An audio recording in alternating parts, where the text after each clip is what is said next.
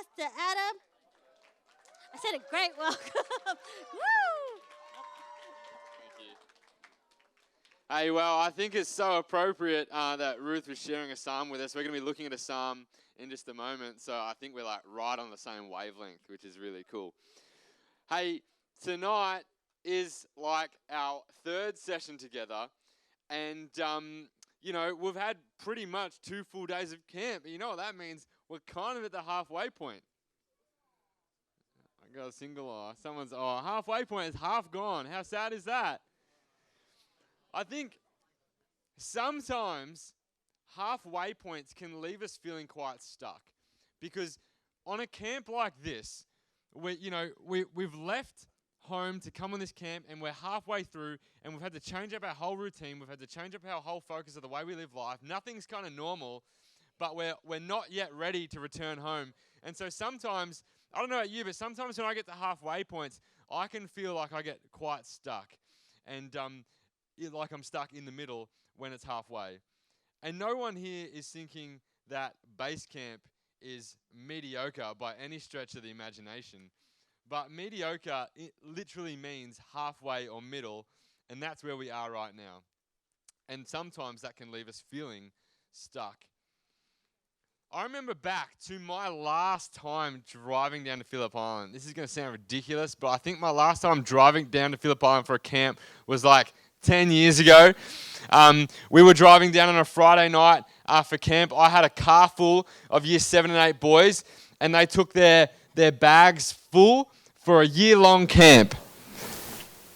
It was a 2-day camp, but when you looked at their luggage, you would swear it was a year-long camp, if you know what I'm saying. If any of you leaders had to drive anyone down and take care of all the bags that came with you. You know, the boot is overflowing. There's bags on laps. There's pillows stuffed into every crevice imaginable. And I don't know if you know what it feels like when your car is full. You're like shoulder to shoulder in the back seat, and every single bump you go over when the weight of the car is full, the car's like bouncing all over the place from the weight. And when you accelerate, like it takes ages to accelerate because the car's heavier. The car's got to work harder and harder and harder. And that's what it's like when the car is underweight. I hate driving with a full car. You have to be so much more careful when you're driving with a full car because of the things I mentioned, right? Like it's all the weight. It takes longer to brake. Every little bump has more of an impact. So we're driving down the Monash Freeway, and I don't know what way you guys came to camp, but I was going to tell you a story about driving this certain way to camp. And when we drove here on Saturday night, Google Maps took us a different way. Like that just shows us how long it's been since I've been down to Phillip Island. But traditionally, driving down to Phillip Island, you'd be going down the Monash and you'd take the left exit onto the South Gippy. South Gippy is Bogan speak for South Gippsland Highway, if you didn't know what I'm talking about. And so you swing out to the left, take the exit, and the road curves, like it goes down and it curves back around under the Monash. And so there's this big sweeping bend around the bend. And if you know anything about what it's like driving down to Phillip Island on a Friday night on the long weekend, when you're sweeping around the bend, what do you expect to find?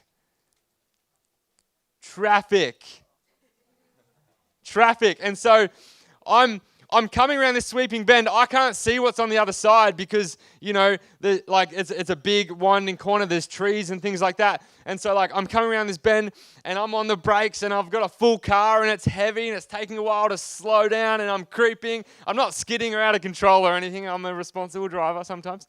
And I'm like on the brakes and I'm creeping and I'm creeping and I'm creeping and I'm like tied up to this like big white Toyota Kluger, like right up in front of me, and I'm stuck. I hate being stuck. I'm sitting there for ages. We sit there, and we're stuck in traffic.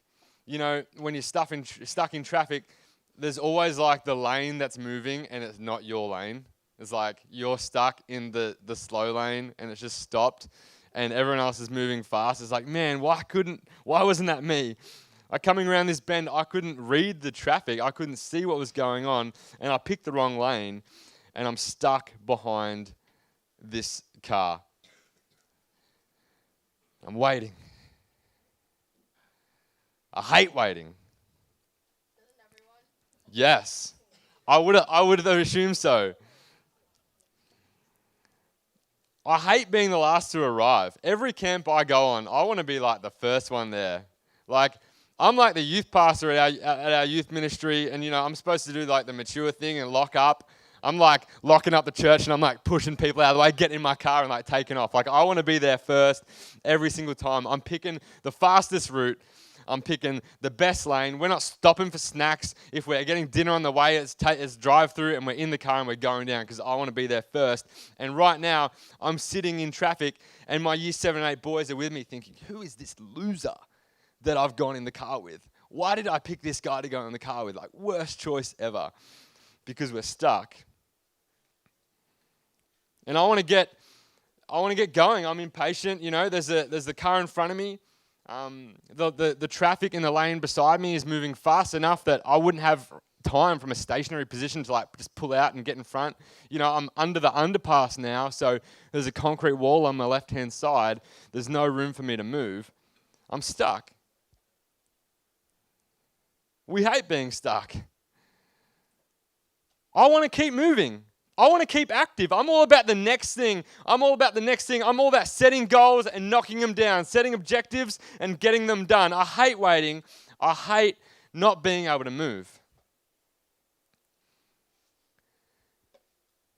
Do you ever feel like you're stuck? Do you ever feel like you're in the middle of waiting? Maybe it's because you're physically hemmed in and you're facing opposition. The enemies in your life are piled up around you, and you're getting roadblocks from your parents, and you don't have the freedom to do what you want to do, and you just feel like the world is just caving in around you, and you feel like you're stuck in a dream where you're running as fast as you can, you're moving your feet as fast as you can, you look down and you're going nowhere. Maybe for you, it's not anything physically blocking you, but you still feel stuck. You still feel like you can't move. You don't have the energy or the drive to get up and make something happen. And even if you could, you wouldn't know where to start. Maybe it's your mental health. Or maybe it's the grief in your life from the loss of a loved one that has you so overwhelmed, you can't see 2 feet in front of you to even know where to go next. You're so shell-shocked from the bomb that's gone off in your life, you don't even know what way is up anymore. How do we move forward in these seasons of life we find ourselves in? Where do we go next? When we're hemmed in on every side, grief and loss abound, and we don't know how to move forward. The waves are crashing in. They're beating against the rock, beating against our lives. And if we're honest, it's getting pretty dicey out here. And we're wondering, how much longer can we possibly hold on for?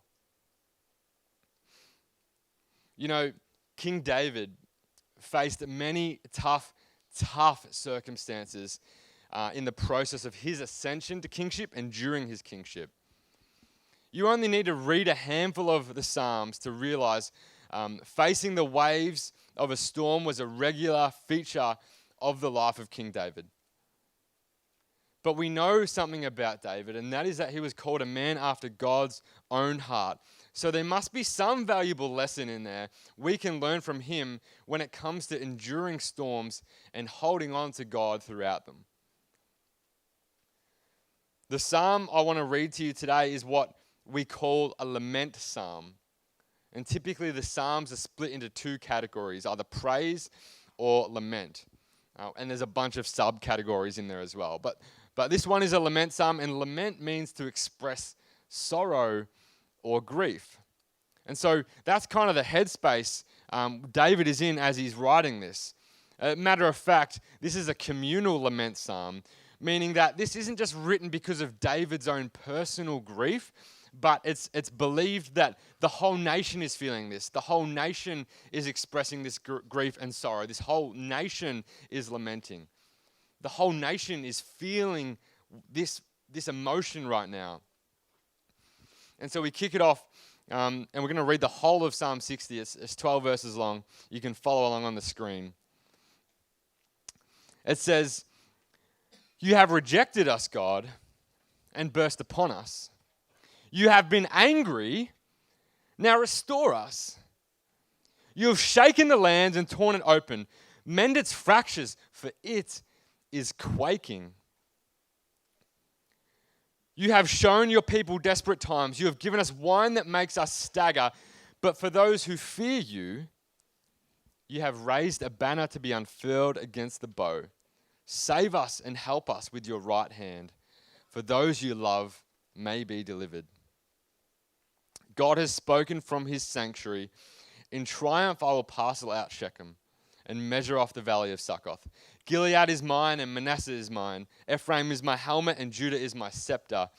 Moab is my wash basin. On Edom I toss my sandal. Over Philistia I shout in triumph. Who will bring me to the fortified city?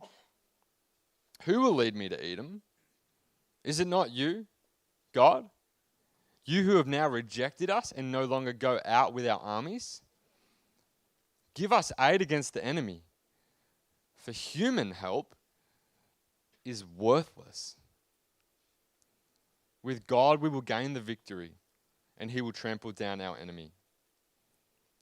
Lament psalms are known for a bit of a pattern in the way that they express themselves. If we want to uncover David's secret of staying after God's heart when the storm comes in our life, perhaps looking over this basic structure will give us an idea of when the storms come in our life, when we feel stuck, how we too can learn how to weather it. And as I walk through this message today, there's going to be a bunch of points, and they're going to walk us through the structure of this psalm. And now, the points are good from like an educational perspective in terms of like understanding the psalm, but there's only one thing you need to remember. The points aren't the main thing. There's one point I want you to remember, and that is this. Lament psalms teach us how to weather the storms in our life. The lament psalms teach us how to weather the storms in our life.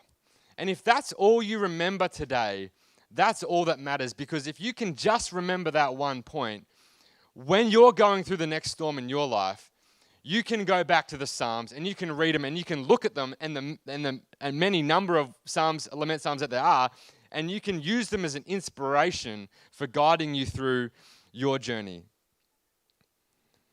Can I encourage you to make an investment today to take some notes? And in the future, when you need this, you might be able to find this again and use this one as a base to launch from. The first thing that happens in a lament psalm often is a cry to God. If you want to learn this lost art of lament, how to stay tuned into God in the midst of the biggest storm you may ever face in life, can I start off by giving you a prerequisite for how lament must begin? That is a call to God. It's not possible for you to lament without doing it to God. Lament in the Psalms always begin with an introductory cry to God. There's a pre-existing relationship here. And when you lament, you're not just lamenting to thin air or to no one, or maybe having, a classic D&M session with a friend within a willing ear. When you lament, you're doing it to God. Hey, if you don't know Jesus here yet, and you're not in a relationship here with Jesus yet, that doesn't mean at all that this message is not for you. But it may mean that this is an introduction of how you too can learn to approach God. You cannot truly lament without doing it within the context of a relationship with Him. And so you'll often see in lament psalms this introductory cries like, "Oh Lord," in the Psalms. Lament psalms teach us how to weather the storms in our life. Next, in the lament psalm structure, we typically begin to see a complaint. And the nature of a lament is to complain or petition to God. You are conversing with Him, having a conversation with Him. Anyone else find it hard when life gets a little bit hectic to converse with God, to have a conversation with God? Often when life gets tough, that's almost the first thing to go out of our schedules, is to talk to God about it. I know it can be difficult, but it's super important. And as typically at this point of the structure where we begin to see where the pain is coming from, and you'll see this in verses 1 to 4. Who did it? Who's at fault? And there's a whole swag of things we could attribute blame to, but it's important as we lament, as we petition and complain, that we name what it is. Openly, honestly. Generally in laments, there are three main causes of suffering, or generally three main causes of lament are generally God, they are enemies, or they are ourself. If yourself is the one to blame, or your own sinfulness in your situation, it's not that often we have this thinking that sin equals suffering. Somehow if you sin, you'll be punished. That's not what it's talking about, but often the consequences of our sin lead to suffering. Sometimes in lament psalms we see protests of innocence, like, hey, this definitely wasn't my fault. But honesty is important because remember, lament psalms teach us how to weather the storms in our life. If we're lying about our own part to play in the suffering, it's not going to build you on a very solid foundation. However, we see quite clearly that David attributes blame to God. He says, you have rejected us. You have been angry. He cries out to God, hey, no. I need you on my team. I need you close to me. We are only successful when you're close to us and you've withdrawn from us. He says, restore us. Bring us back, God, to that tuned in, that dialed in relationship with you. Let me tell you that there is nothing worse in your life than being separated from God. The only thing that could be worse than being separated from God is being separated from Him and not even knowing it. Just look at Jesus when He was hanging on the cross. In the moment that our sin weighed on His shoulders, He cried out to God, why have you forsaken me? Why have you left me? There's nothing worse than that. But David does see. He sees that with God they achieve the victory, and without Him they see defeat. Why have they seen defeat? Because obviously God is not with them, so David cries out to God in attempt to draw back closer to Him. I would go as far as to say that maybe David hasn't even sinned, but perhaps the reason God has withdrawn from him is because David hasn't been paying him enough close attention. God's word is clear that He is always close to us. He's never far away. So perhaps God's removal of His help and His victory is not that David has literally left Him, but it's merely an attempt by God to draw David back to Him, to remind David to stay focused on Him, stay near to Him. How many of us need to be reminded to draw back to God when the storms are coming in our life? How easy is it to forget? The next thing we see is an acknowledgement of control. Verses 1 to 4 are riddled with evidence on who is in control. If the psalmist believes that God is at fault, which it clearly states, then the simple truth is he must be able to fix it, right? It's only logical. I think so often when we experience suffering in our lives, we can tend to assume that suffering is not from God. And while David names his enemies in verse 9, he explicitly says Edom, he clearly seems to suggest that it's God who's in control of his circumstances. He claims God shook the land and tore it open, given them desperate times and even made them feel a bit knocked out. Can I offer you a really challenging thought today? If God is really in control of all things, if He truly created the whole world and everything in it, God is in control of your suffering. That may be an unsettling thought for some of you. Why would a good God let me suffer like this? That kind of thinking can lead an individual to walk away from their faith. But can I encourage you? God being in control of your suffering doesn't have to be a bad thing. Romans 5:3-5 says we also glory, or we translates to we also rejoice in our suffering because of what it does in us. It produces perseverance, it produces character, and it gives us a hope for a better future, which we will not for one day be ashamed of, because we can be fully confident that He will deliver on that future and that hope in eternity with heaven and with Him. He holds the whole world in His hands. He has measured out the east from the west. He has counted the hairs on your head. He knows the number of stars in the sky.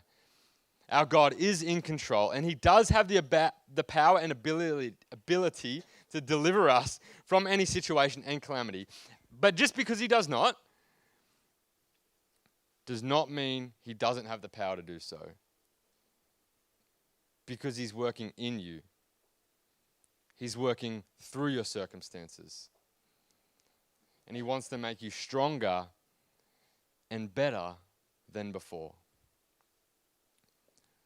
Laments are God directed because He's the only one who can do anything at all about it. And once we decide to recognize that God is in control, we can start to begin to look for what God is trying to do. Lament Psalms teach us how to weather the storms in our life. Verse 4 says, He has raised a banner for those who fear Him. When a banner is raised in battle, soldiers flock to it. It draws them together with the rest of their teammates to keep fighting for the cause. If you fear God in the midst of your pain, in the midst of your suffering, in the midst of battle, God draws you to Himself. He is our banner. He is Jehovah Nissi, God our banner. And in times of battle, in times of grief and loss and despair, in the middle of the storm that you're facing, rally to our God, our rock. We can completely trust Him because He has control. Verse 5 starts to talk about how we can ask for help. I don't have too much to say on this point because it's kind of a fairly self-explanatory one. But other than most time when we're lamenting, complaining, and petitioning God, of course we're going to ask for His help. And we see that here in verse 5. Our God is a good Father. He wants to answer our prayers for help. What I find interesting about this point and the part of prayer through how God wants us to be praying to Him and how He wants us to be asking for help is that as I continue to pray to God over the course of my life, I'm learning more and more to not be surprised at His surprises because He continues to answer my prayers in the ways I least expect it. As you continue to ask and wait for the Lord's deliverance in your circumstances, can I challenge you? Keep looking in places where you don't expect to find Him. The fifth thing we see in Lament Psalms is that we need to trust that He is listening. I'm not sure about you, but do you ever find yourself wondering if God ever really knows what's going on in your life? Is God actually kind of aware of the issues I'm facing on a day-to-day basis? Is He even aware of my first world problems? Does God even know what David and the nation of Israel are complaining about here? Now, this is an interesting part of the fifth part of lament structure, which involves assurance that God has heard you. Trust that He is listening. He does one better in this particular lament psalm. He actually responds. It doesn't fill us in exactly with how He responds, but the message is clear in verses 6 and 8, or 6 to 8. The way God responds to David's prayer here is actually amazing, but to fully appreciate it, we need a little bit of a geography lesson. I know it's school holidays. I hate to take you back to school. But this lesson is profound when we look at how it fits into the landscape. Okay, So we're going to do our best here. There's going to be a bunch of quick slides, and we're going to try to see if we can figure it out. It says, God has spoken from his sanctuary. In triumph, I'll parcel out Shechem and measure off the valley of Succoth. He says, these areas are a gift. He says, Gilead is mine and Manasseh is mine. So he's got these areas covered. So we should see some circles pop up on the map here. So these areas, he says, these are covered. He says, Ephraim is my helmet, which would translate, like this idea of helmet, would translate to a strong defense. It says, that's it there. So Judah is my scepter, which would translate to a strong ruler. That's what Judah would translate to. So they will look after themselves, both of these areas. He says, Moab is my wash basin. He's like, they're nothing. They're pathetic. So don't even worry about Moab. That's it. The X was, you were on point. Back yourself. That's good. Don't even worry about these guys. He says, on Edom I toss my sandal. They're like the servants who pick up after me. Forget about these guys. Edom, bang. Don't even worry about them. And then he says, over Philistia I shout in triumph. He reigns victory all over the Philistines. He's like, don't worry about those guys either. Forget about it. So now that we understand the geography a little better, we see exactly what God is referring to in his response to David. It's incredible. He's got the whole thing covered. North, south, east, west. When we read the historical accounts of 2 Samuel and 1 Chronicles, and this is just crazy, hashtag spoiler alert, okay? We get a sneak peek exactly how this ended up. You know, when David wrote this psalm, he's in the middle of it. He's freaking out at this point in time. But when we look forward to the historical narratives that we now hold, we see exactly what happened and that God did clearly understand what David was talking about and what he was complaining about.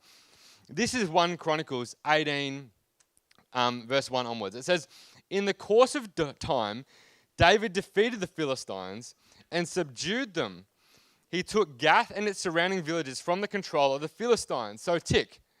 He's taken over Gath from the Philistines. David also defeated the Moabites, and they became subject to him and brought him tribute. Tick. He's taken care of the Moabites. Moreover, David defeated Hadadezer, king of Zobah, in the vicinity of Hamath, when he went up to set up his monument at the Euphrates River. When the Arameans of Damascus came to help Hadadezer, king of Zobah, David struck down 22,000 of them. He put garrisons in the Aramean kingdom of Damascus, and the Arameans became subject to him, and he brought him tribute. The Lord gave David victory wherever he went. More victories. Done. Covered. A couple verses later in verse 11, after it talks about David getting all the plunder from war, all the gold and all the silver and stuff, it says, King David dedicated these articles to the Lord, as he had done with the silver and the gold he had taken from the nations, Edom, Moab, Ammonites, and the Philistines, and Amalek. Abishai, son of Zeruiah, struck down 18,000 Edomites in the Valley of Salt. He put garrisons in Edom, and all the Edomites became subject to David. The Lord gave David victory wherever he went. Tick. Isn't that insane? David here, he's lamenting, he's stressing out about his situation. God responds saying, I'm going to take care of these. And then fast forward 2,000 years, we open our Bibles and we can see exactly how God answered his prayer. Covered all the areas. Ever wondered whether God knows the storms you're facing? Knows your pain? Knows your struggle? He does. And here David is getting all stressed out because while he's up north fighting the Arameans, Edom attacking the kingdom from the south, no wonder the whole nation, the whole people feel like the ground is shaking and quaking beneath them. Everything is falling out from the bottom. You know, as I said, he's up north. The bottom's falling out from underneath itself, literally. No wonder they're feeling staggered. Perhaps a better translation would be concussed or lightheaded. They're fighting multiple battles at the same time. And in the midst of the battle, in the midst of being stretched thin and surrounded and stuck, David cries out to God. And God's like, bro, I got this. I know all your enemies. I know all the areas you're worried about. These areas are a gift. These areas are weak and you don't even need to worry about them. These areas are strong and will look after themselves. What are you worried about? I am with you here. I am with you in this. I have covered it all and I am in control of it all.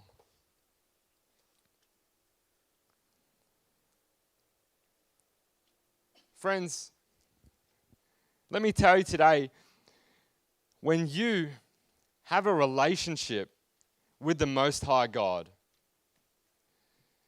and you call out to Him, you recognize that He and He alone has the power and the authority over your situation. You ask Him for His help and you have the trust and the faith that He has heard you. There's only one kind of response that can generate from us. That is our thanks and praise. When we serve a God like that, there's only one thing left to do, and that is give Him our thanks and praise. But only one or two lament psalms, they all end in praise. Literally all of them. This process of lament has one objective and one objective only. No matter the storm in your life, lament psalms teach us how to weather it. Thanks and praise. It's what we were created for. The lament psalms help us move there. They don't fix our grief. There's zero guarantee you'll get exactly what you want out of a situation. They're not going to give you a pretty little bow to tie all your problems up with.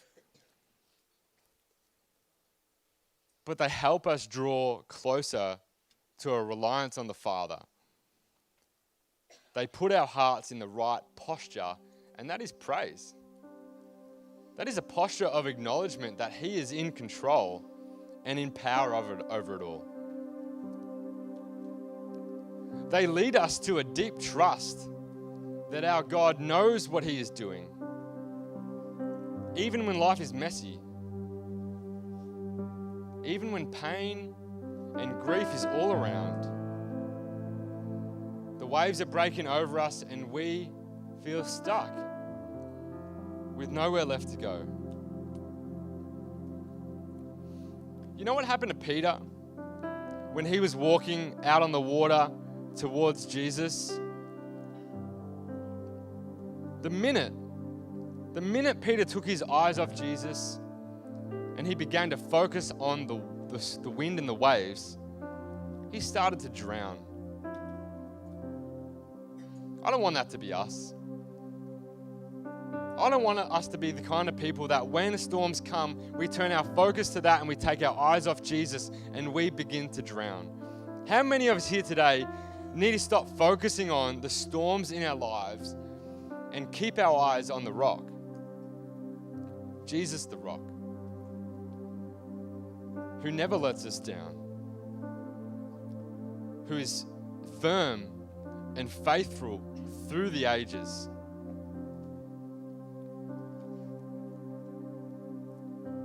So often when I'm preaching on God's word, one of the main reasons people aren't applying that word to their lives, the reason they're not building their lives on the rock and obeying Jesus' teaching, is because they're lacking faith.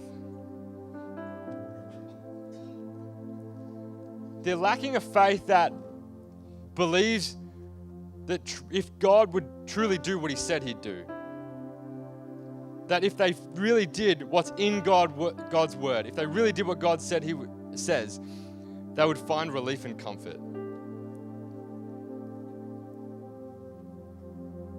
So many people fall away from Jesus when their lives get tough, when the waves come in, because they can't possibly see how God could allow them to go through this alone. And they lack the faith. to trust what He's doing in their lives.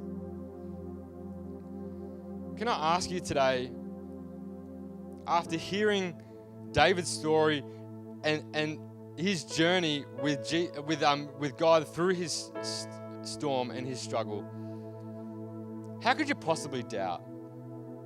When you see how God responded to David, how could we possibly doubt? The way he answered his prayer, the way he heard his cries and delivered him and the nation. The question isn't, do you have enough faith? But how can you not trust and believe?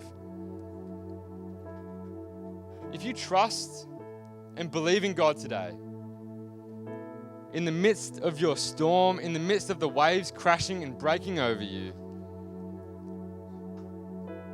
what part about lament are you lacking to keep your life built on the rock?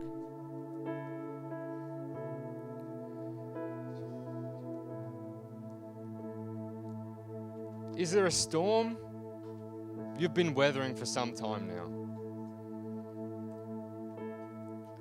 Is there something in your life you've been lamenting?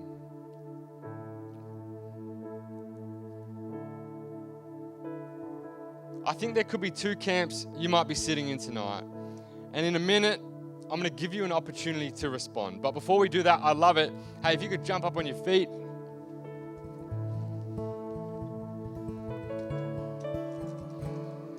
I'd love it if you could take, 3 steps back, 3 decent steps back if you're able. Squish up towards the back.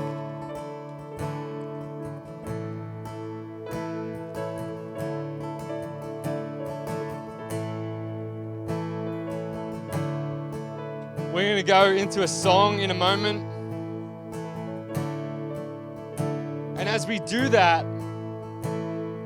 there's an opportunity for you to respond. And as we do that, I'm going to ask for people to come down the front. Only come down the front if you're responding for yourself. I ask that if you're just simply there for a friend, that you just remain where you're standing, because we're going to have our leaders available to pray for the people who are responding. Our leaders are going to be the ones who are going to support the people who want to respond. And if you come down and respond and there's no one to pray for you, just wait. Our leaders will get to you as soon as they can, as they share themselves around. I wonder, have you been talking to God about your storm? Have you been calling out to God? Or have you forgotten to? Have you been brave enough to share your complaint to God? Have you actually asked God for help in your storm? The first person is someone who needs to open a dialogue with God tonight for the first time, because they have something going on in their lives that they haven't even found a way to bring to Him yet. And as you come down the front, I want you to bring that thing, and maybe you can share that with a leader, and a leader would love to pray for you and help you take that to God for the first time. The second thing, maybe you have named your complaint to God. Maybe you have named your suffering to God.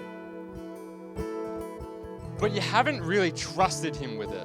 You've told Him about it, but you haven't actually believed He's going to do anything about it. Maybe for you, that looks like acknowledging afresh today God's power and control over your life. Maybe you need to come down the front and proclaim that He is listening. Trust that He is listening. Maybe for you, that's coming down the front and giving God the proper recognition over the whole portion of your life. Maybe there's things in the past that He has delivered you from, that you've come out the other side of, and you never gave Him the recognition He deserves as the one who's in control of your life. He's delivered you in the past, and you've forgotten to thank Him. But lament psalms always end in thanks and praise. Maybe you need to do that. And so as we sing, you're welcome to sing if you're not responding. But maybe some of us need to put God back on the throne of our lives, back in the driving chair of our lives. You need to take your suffering to Him for the first time. Or you need to acknowledge and trust His control. Can we go into the chorus of